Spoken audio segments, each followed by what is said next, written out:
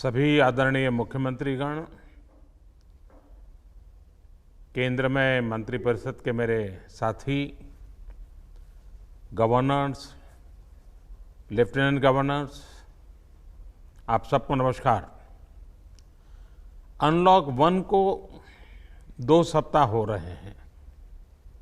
इस दौरान जो अनुभव आए हैं उसकी समीक्षा, उन पर चर्चा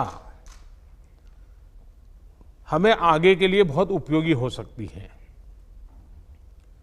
आज की इस चर्चा में मुझे भी आपसे काफी कुछ जानने का अवसर मिलेगा। ग्राउंड रियलिटी क्या है उसको समझने का अवसर मिलेगा। आज की चर्चा के निकले पॉइंट्स, आपके सुझाव देश को आगे की रणनीति बनाने में अवश्य मदद करेंगे। साथियों, किसी भी संकट से निपटने के लिए टाइमिंग का बहुत महत्व होता है। सही समय पर लिए गए फैसलों ने देश में कोरोना संक्रमण को नियंत्रित करने में बहुत मदद की है।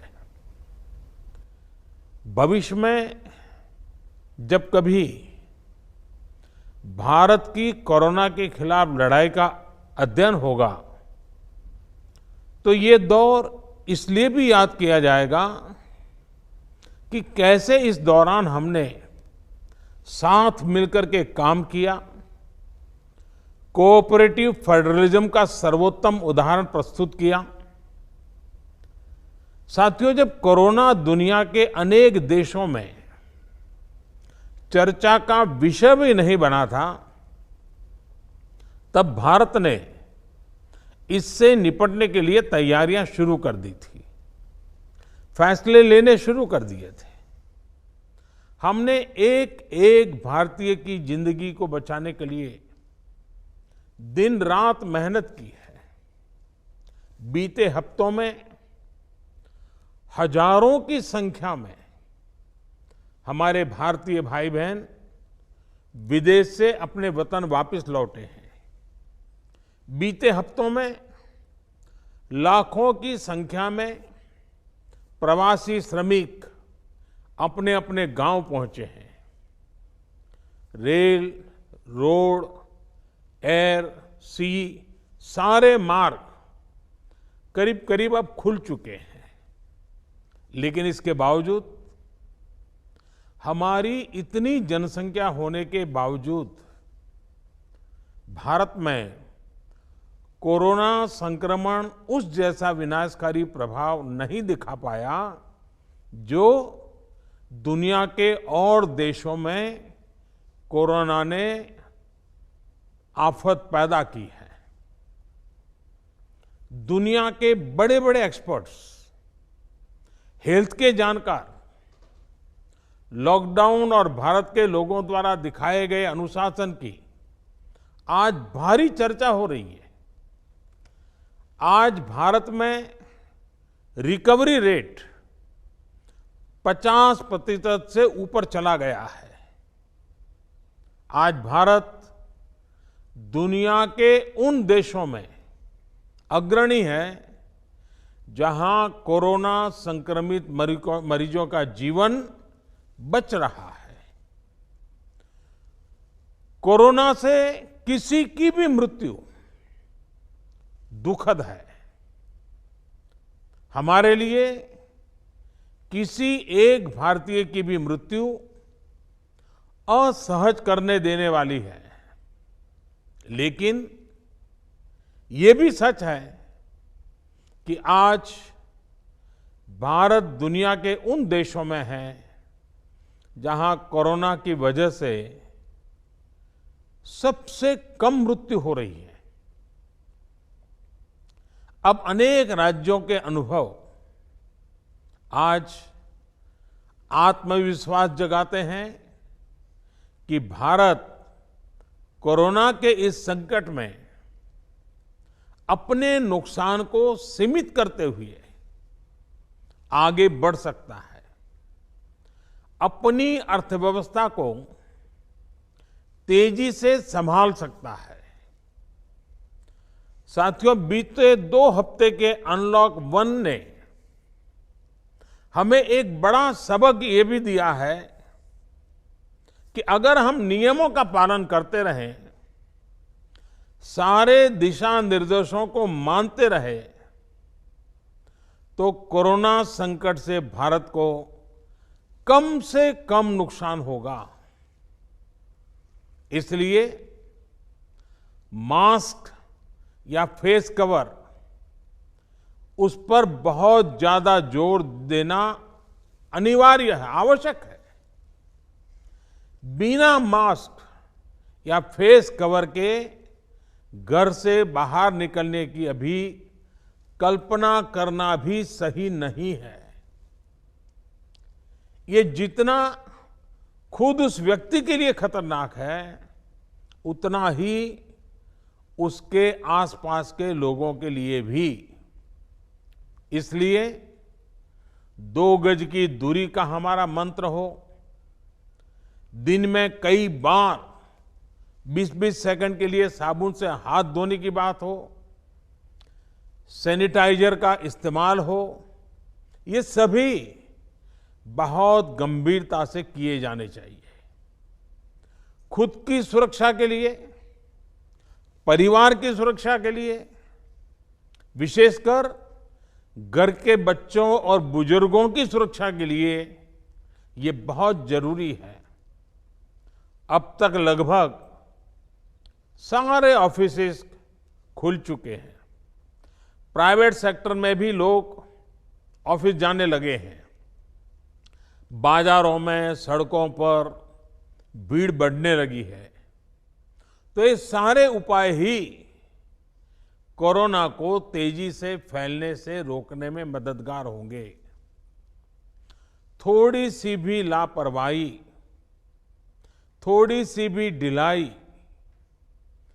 अनुशासन में कमी कोरोना के खिलाफ हम सभी की लड़ाई को कमजोर करेगा। और इतने दिनों की जो तपस्या है, उस पर पानी फिर जाएगा।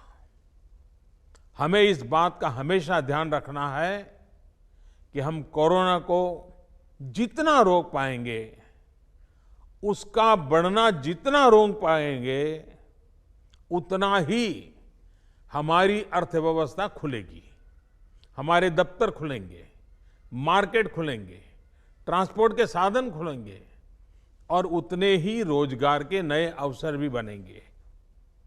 साथियों, आने वाले दिनों में अलग अलग राज्यों में इकोनॉमिक एक्टिविटी का जिस तरह विस्तार होगा, उससे मिले अनुभव दूसरे राज्यों को भी बहुत लाभ पहुंचाएंगे।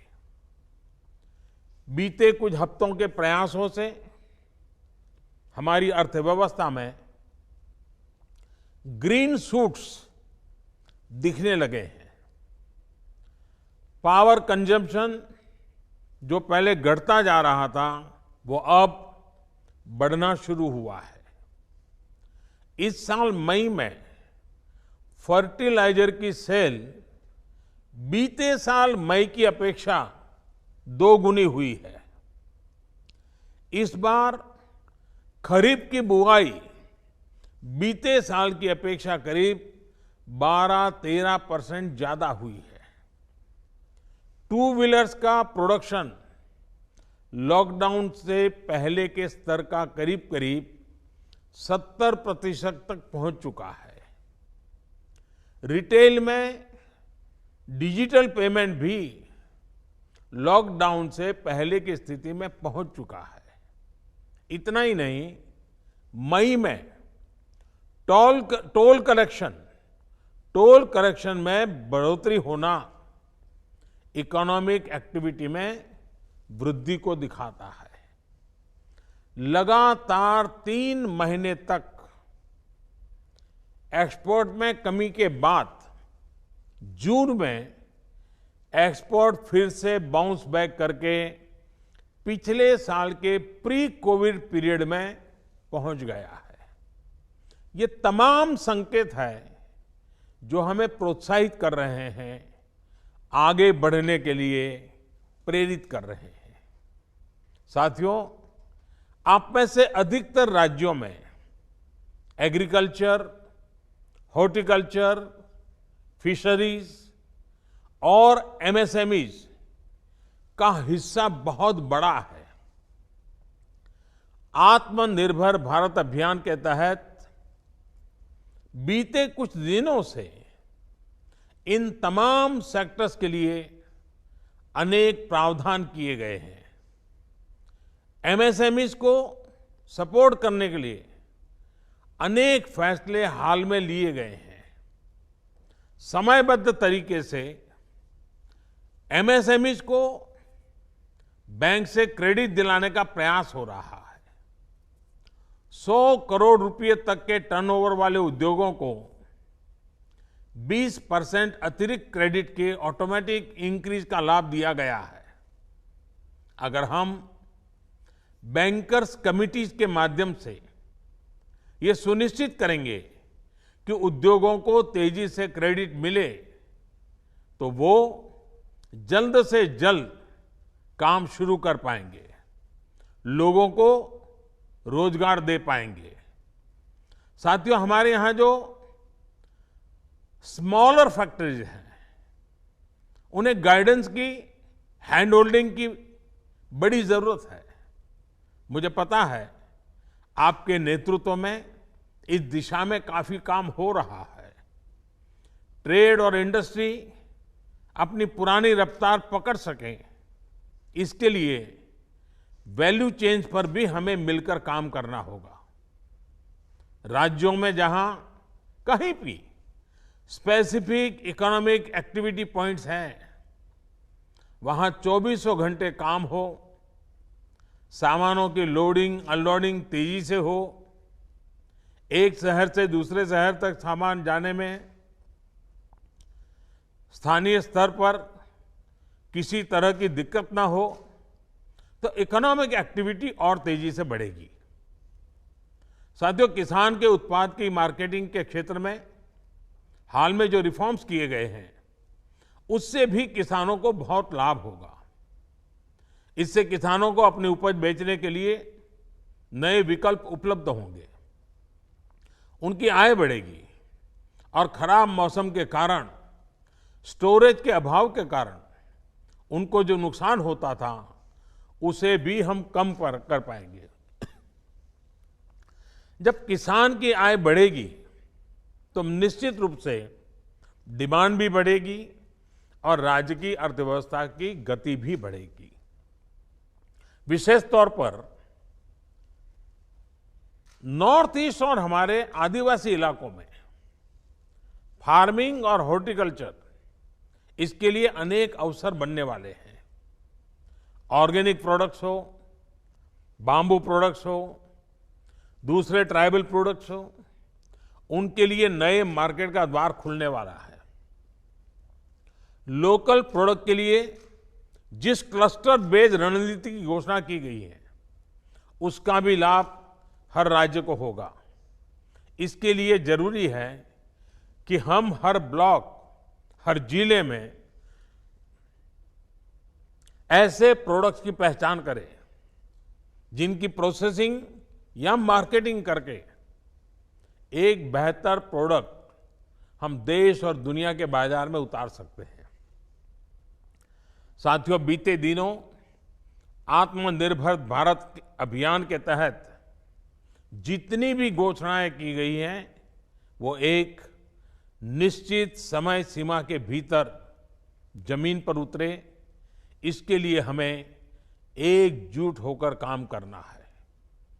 इस पृष्ठभूमि में कोरोना से लड़ाई और इकोनॉमिक एक्टिविटी से जुड़े आपके जो सुझाव हैं, जो तैयारियां हैं, वो जानने के लिए मैं बहुत उत्सुक हूं और मुझे पक्का विश्वास है कि अनुभव के आधार पर आपकी जो बातें आएगी, वो आने वाले रणनीति बनाने में बहुत काम आएगी। मैं गृह मंत्री जी से आग्रह करता हूं कि वे आगे की चर्चा का संचालन करें